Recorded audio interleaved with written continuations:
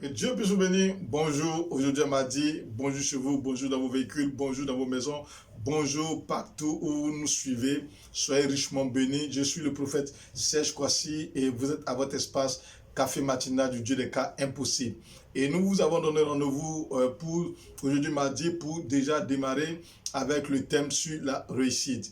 Comment réussir? Qu'est-ce que la réussite?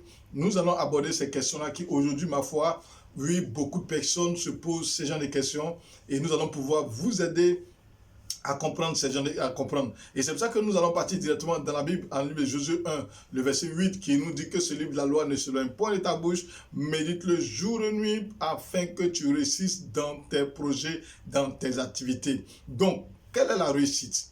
De quoi parle la Bible et pourquoi la Bible parle de réussite et qu'est-ce que la Bible veut nous faire comprendre par le principe de la réussite?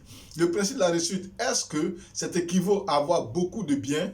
Est-ce que la réussite, c'est avoir beaucoup de maisons, beaucoup de voitures? Est-ce que la réussite, c'est avoir beaucoup d'opportunités? Est-ce que la réussite, c'est avoir beaucoup d'acquis? Est-ce que la réussite, c'est avoir beaucoup de connaissances?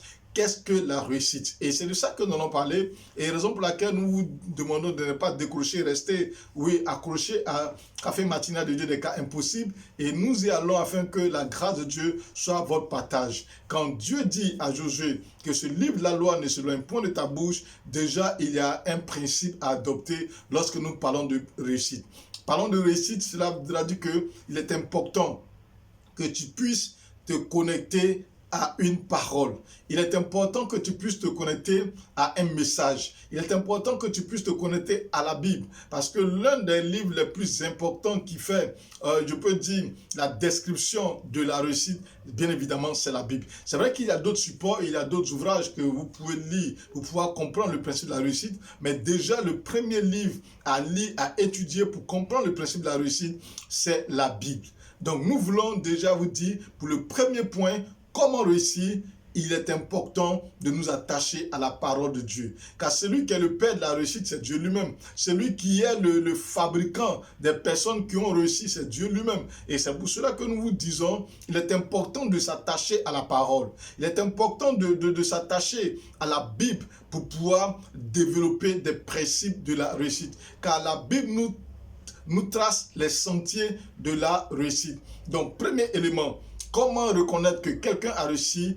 Premier élément, c'est le principe de la stabilité. Et c'est ce que nous allons aborder demain.